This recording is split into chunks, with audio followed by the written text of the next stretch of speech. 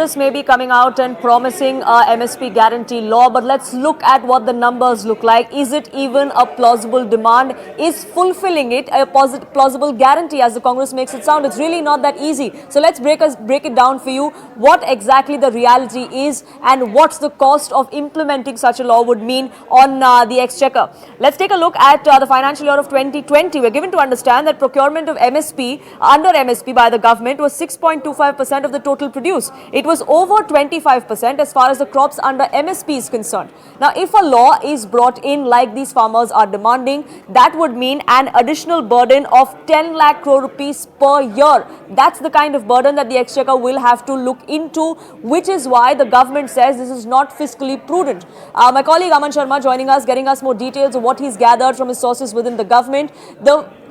The expense that the exchequer will have to take on if this law is brought in, that is where the government comes in. That's where they say that this is not something that we can promise or even work out on. Well, Poonam, see, currently the government procures, there are about 24 MSP crops. The present procurement stands at about 2.3 lakh crore. That worth of MSP crops are procured by the government every year. That is also a rise from earlier years, about 55% rise if you see from 2015. It's been steadily going up.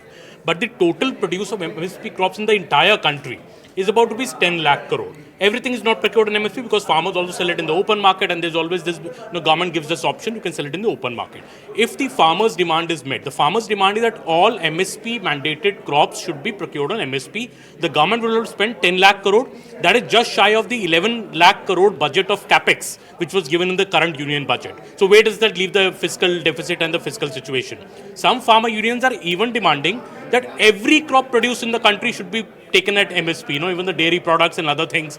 That amount is a whopping 40 lakh crore. That the worth of all of the produce in India, if we count everything which is produced, or be it dairy or be it everything, that kind of a produce, if we say about 40 lakh crore, the total budget of the country is about 45 lakh crore in the present interim budget which has come. So clearly the government says that it is not feasible. The country is trying to be the third largest economy. We can't devote the entire capex budget to procuring MSP food grains. Obviously the government MSP procurement has gone up, but it can't go up to that level.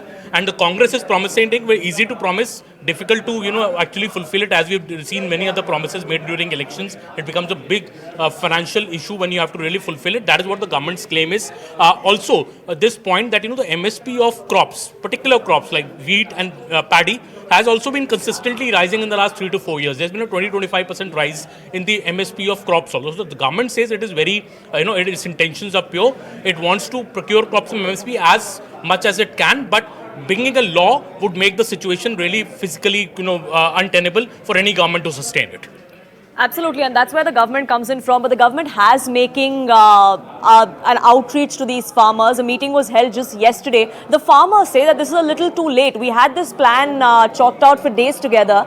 Just one day before we were to lay siege to the national capital, we had a delegation from the centre come in, and that's not something that we're okay with. So is this too little too late is what many are also asking. Well, after the 2021 protests got over, the government had promised a committee on MSP. That committee was also set up in 2022, but the terms of reference of that committee, Poonam, has always been making the MSP more effective. The government never said that committee will come out with a law on MSP. So that has been the bone of contention between the farmer groups and the government. That committee has held, I think, 3 dozen meetings so far, but nothing much has moved in that because farmers are insistent that they want a law on MSP. So that is why this has happened. The government, I would tell you, even the BJP is also smelling some kind of tacit political support to the farmer groups. We saw today the Congress saying that they're supporting the demands of the farmers. The AAP government has given them a practically free run, through Punjab to Haryana. They also not allowed the centre's request to make a stadium into a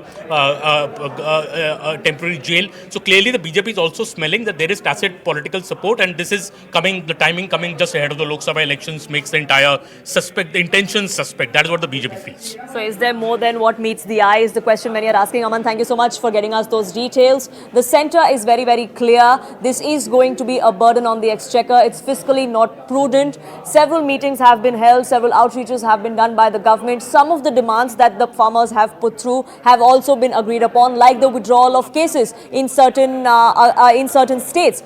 All of that has been agreed upon, but there is no middle ground so far that has been achieved. The farmers insist that they will continue to march on. We'll have to wait and watch what happens if they do breach those barricades and do reach the borders of the national capital. We'll keep a track of that here on CNN News 18. But for now, it's time for a quick break. We'll be